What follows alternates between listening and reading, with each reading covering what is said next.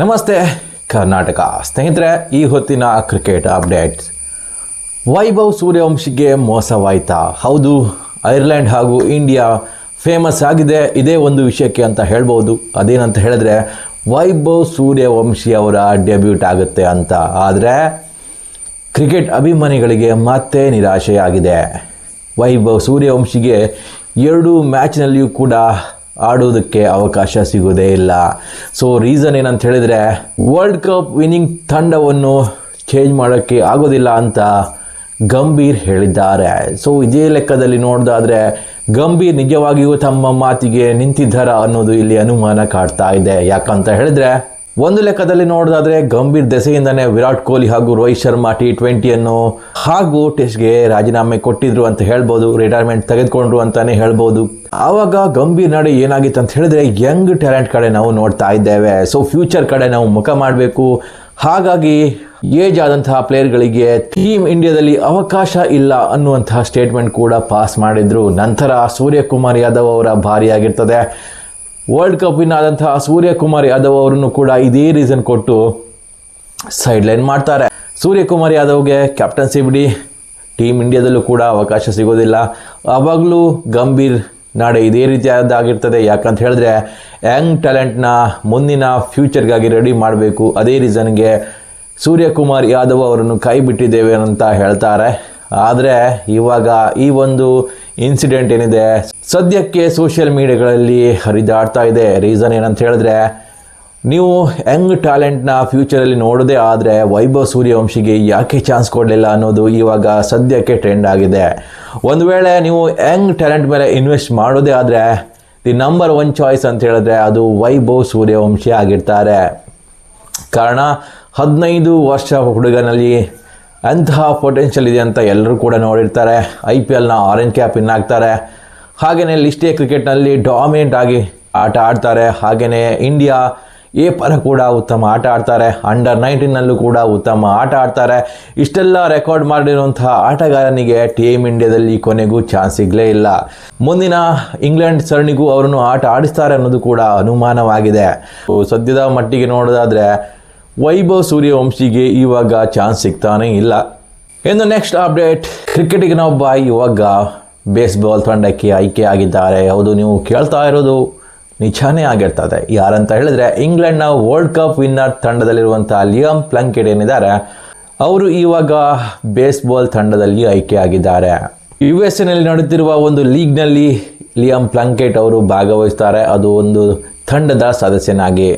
Auckland ಬ್ಯಾಲರ್ಸ್ ಅನ್ನುವ ತಂಡಕ್ಕೆ ಇವರು ಪ್ರತಿನಿಧಿಸ್ತಾ ಇದ್ದಾರೆ. ಸೊ ಅದು ಪ್ರೊಫೆಷನಲ್ ಬೇಸ್ಬಾಲ್ ಆಟಗಾರನಾಗಿ. ಸೊ ಲಿಯಮ್ ಪ್ಲಂಕೆಟ್ ನೀವೆಲ್ಲ ನೋಡಿರ್ತಾರ, ಉತ್ತಮ ಬೌಲರ್ ಆಗಿರ್ತಾರೆ. ವರ್ಲ್ಡ್ ಕಪ್ ವಿನ್ನಿಂಗ್ ತಂಡದಲ್ಲೂ ಕೂಡ ಇದ್ದಾರೆ. ಹಾಗೆಯೇ ಇಂಗ್ಲೆಂಡ್ ಪರ ಹಲವು ODI ಮ್ಯಾಚ್ಗಳನ್ನು ಕೂಡ ಆಡಿರ್ತಾರೆ. ಒಬ್ಬ ಒಳ್ಳೆ ಪ್ಲೇಯರ್ ಅಂತಲೇ ಹೇಳ್ಬೋದು. ಸೊ ಇಂಗ್ಲೆಂಡ್ನಲ್ಲಿ ಚಾನ್ಸ್ ಕಡಿಮೆ ಆಗ್ತದೆ. ನಂತರ ಅವರು ಬೇಸ್ಬಾಲ್ ಕಡೆಗೆ ಟರ್ನ್ ಆಗ್ತಾರೆ. ಇವಾಗ USA ನಡೆಯುತ್ತಿರುವ ಲೀಗ್ನಲ್ಲಿ ಇವರು ಇವಾಗ ಭಾಗವಹಿಸ್ತಾ ಇದ್ದಾರೆ, ಒಬ್ಬ ಪ್ರೊಫೆಷನಲ್ ಬೇಸ್ಬಾಲ್ ಆಟಗಾರನಾಗಿ. ಸೊ ಯಾವ ರೀತಿ ಕ್ರಿಕೆಟ್ ಆಟ ಆಡ್ತಿದ್ರು ಅದೇ ರೀತಿ ಇವಾಗ ಬೇಸ್ಬಾಲ್ಗೆ ತನ್ನ ಸಮಯವನ್ನು ಇಟ್ಟಿರ್ತಾರೆ. ಸೊ ಮುಂದಿನ ದಿನಗಳಲ್ಲಿ ಅವರು ಬೇಸ್ಬಾಲ್ನಲ್ಲಿ ಉತ್ತಮ ಪ್ರದರ್ಶನ ಕೊಡ್ಬೋದಾಗಿರ್ತದೆ. ಇನ್ನು ನೆಕ್ಸ್ಟ್ ಅಪ್ಡೇಟ್ ಬಂದು CSKಗೆ ಒಬ್ಬ ಹೊಸ ಪ್ಲೇಯರ್ ಎಂಟ್ರಿ ಆಗುವ ಸಾಧ್ಯತೆ ಇದೆ ಅಂತೆ. ಸೊ ಈ ರೀತಿಯಾದಂತಹ ಮಾತುಕತೆ ಇವಾಗ ಜೋರಾಗ್ತಾ ಇದೆ. ಏನಂತ ಹೇಳಿದ್ರೆ CSKಯ ಸ್ಟಾರ್ ಆಲ್ರೌಂಡರ್ ಆದಂತಹ ಡಿವಾಲ್ಡ್ ಬ್ರೇವಿಸ್ ಅವರ ಬದಲಿಗೆ ಡೊನೋವನ್ ಫೆರೆರಾ ಇವಾಗ ಬರುವ ಸಾಧ್ಯತೆ ಇದೆಯಂತೆ. ಸೊ ಟ್ರೇಡ್ ಮಾತುಕತೆ ಆಗ್ತಾ ಇದೆ ಅನ್ನುವಂಥ ಅಪ್ಡೇಟ್ಗಳು ಬರ್ತಾ ಇದೆ. ಡೊನೋವನ್ ಫೆರೆರಾ ನೀವೆಲ್ಲ ನೋಡಿರ್ತೀರಾ, ರಾಜಸ್ಥಾನ್ ಪರ IPLನಲ್ಲಿ ಆಟ ಆಡಿದ್ರು, ಒಳ್ಳೆ ಪರ್ಫಾರ್ಮ್ ಕೂಡ ಮಾಡಿದ್ರು. ಇವಾಗ ಅವರು CSKಗೆ ಟ್ರೇಡ್ ಆಗ್ತಾರೆ ಅನ್ನುವಂಥ ಸುದ್ದಿ ಹರಿದಾಡ್ತಾ ಇದೆ. ಡೊನೋವನ್ ಫೆರೆರಾ ಏನಿದ್ದಾರೆ ಅವರು CSKಯ ಫ್ರಾಂಚೈಸಿ ಪರ ಆಟ ಆಡಿದ್ದಾರೆ. ಸೊ ಅದು IPLನಲ್ಲಿ ಅಲ್ಲ, ಆದರೆ ಅದು T20 ಆಗಿರ್ಬೋದು, MLCಯಲ್ಲಿ ಆಗಿರ್ಬೋದು, ಅವರು CSK ಫ್ರಾಂಚೈಸಿ ಪರ ಆಟ ಆಡ್ತಾರೆ. ಸೊ ಅದರಿಂದ CSK ಏನಿದೆ ಅದು IPLನಲ್ಲಿ ಅವರನ್ನು ಟ್ರೇಡ್ ಮಾಡೋಕ್ಕೆ ಪಡ್ಬೋದಾಗಿರ್ತದೆ. ಸೊ ಡಿವಾಲ್ಡ್ ಬ್ರೇವಿಸ್ ಅಷ್ಟೊಂದು ಉತ್ತಮ ಪ್ರದರ್ಶನ ಕೊಡಲೇ ಇಲ್ಲ. ಆದ್ದರಿಂದ ಅವರ ಬದಲಾಗಿ ಡೊನೋವನ್ ಫೆರೆರಾ ಉತ್ತಮ ಆಯ್ಕೆ ಅಂದ್ಕೊಂಡು ಅವರನ್ನು ಟ್ರೇಡ್ ಮಾಡ್ಬೋದಾಗಿರ್ತದೆ. ಆದರೆ ಇದರ ಬಗ್ಗೆ ರಾಜಸ್ಥಾನ್ ಆಗಲಿ ಅಥವಾ CSK ಆಗಲಿ ಇನ್ನೂ ಕನ್ಫರ್ಮೇಷನ್ ಕೊಟ್ಟಿಲ್ಲ. ಆದರೆ ಈ ರೀತಿಯಾದಂತಹ ಒಂದು ಅಪ್ಡೇಟ್ ಬರ್ತಾ ಇರೋದು ಮಾತ್ರ ನಿಜ ಆಗಿರ್ತದೆ.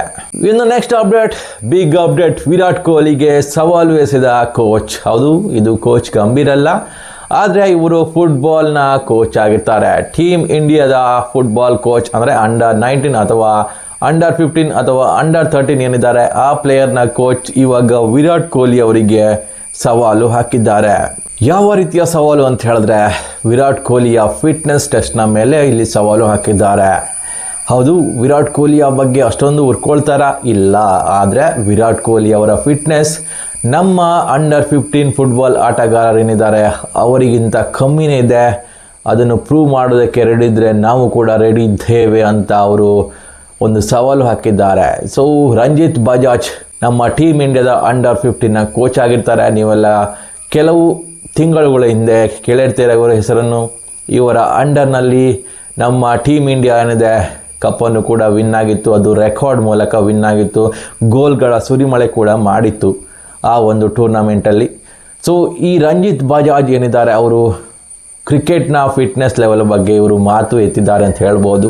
ಕ್ರಿಕೆಟಲ್ಲಿ ಫಿಟ್ನೆಸ್ ಅಷ್ಟೊಂದು ಮುಖ್ಯ ಆಗಿರೋದಿಲ್ಲ, ಆದರೂ ನಮ್ಮ ವಿರಾಟ್ ಕೊಹ್ಲಿಯ ಫಿಟ್ನೆಸ್ ನೋಡಿ ಇವಾಗ ಅವರು ಹೇಳಿದ್ದಾರೆ. ಏನಂತ ಹೇಳಿದ್ರೆ ನಮ್ಮ ಅಂಡರ್-15 ಆಟಗಾರರು ಇವರಿಗಿಂತ ಹೆಚ್ಚಿನ ಫಿಟ್ನೆಸ್ ಲೆವೆಲ್ ಹೊಂದಿದ್ದಾರೆ ಅಂತ ಹೇಳಿದ್ದಾರೆ. ಫುಟ್ಬಾಲ್ ಆಟಗಾರರ ಫಿಟ್ನೆಸ್ ಲೆವೆಲ್ ಏನಿದೆ ಅದು ತುಂಬಾ ಹೈ ಆಗಿರ್ತದೆ. ಸೊ ಇದನ್ನು ವಿರಾಟ್ ಕೊಹ್ಲಿ ಅವರು ಕೂಡ ಒಪ್ಪಿಕೊಂಡಿದ್ದಾರೆ. ಫಿಟ್ನೆಸ್ ಲೆವೆಲ್ನಲ್ಲಿ ಹಾಕಿ ಹಾಗೂ ಫುಟ್ಬಾಲ್ನ ಲೆವೆಲ್ಗೆ ನಮ್ಮ ಫಿಟ್ನೆಸ್ ಇಲ್ಲ ಅಂತ ಅವರು ಸ್ವತಃ ಒಪ್ಪಿಕೊಂಡಿದ್ದಾರೆ. ಆದರೆ ರಂಜಿತ್ ಬಜಾಜ್ ಏನಿದ್ದಾರೆ ಗುಡ್ ವೇನಲ್ಲೇ ಹೇಳಿದ್ದಾರೆ ವಿರಾಟ್ ಕೊಹ್ಲಿ ಅವರನ್ನು ನಮ್ಮ ಆಟಗಾರರು ಹಿಂದಿಗ್ತಾರೆ ಅಂತ. ಸೊ ಇದರಲ್ಲಿ ಪಡುವಂಥದ್ದು ಏನಿಲ್ಲ. ಸೊ ಖಂಡಿತವಾಗಿಯೂ ಅವರ ಫಿಟ್ನೆಸ್ ಲೆವೆಲ್ ಉತ್ತಮವಾಗಿದೆ. ಸೊ ಇದರಲ್ಲಿ ಎರಡು ಮಾತಿಲ್ಲ. ಆದರೆ ಕ್ರಿಕೆಟ್ನ ಒಂದು ಮಾತು ಬಂದರೆ ನಮ್ಮ ವಿರಾಟ್ ಕೊಹ್ಲಿಯ ಫಿಟ್ನೆಸ್ ಲೆವೆಲ್ ತುಂಬಾ ಹೈ ಆಗಿದೆ. ಸೊ ಅವರನ್ನು ಬೀಟ್ ಮಾಡೋದು ತುಂಬಾ ಕಷ್ಟ ಆಗ್ತದೆ, ಅದು ಫಿಟ್ನೆಸ್ ಲೆವೆಲ್ನಲ್ಲಿ. ಒಂದು ವೇಳೆ ನಿಮಗೆ ಈ ಮಾಹಿತಿ ಇಷ್ಟ ಆದರೆ ಲೈಕ್ ಮಾಡಿ, ಹಾಗೆಯೇ ಸಬ್ಸ್ಕ್ರೈಬ್ ಮಾಡಿ. ನಮಸ್ಕಾರ.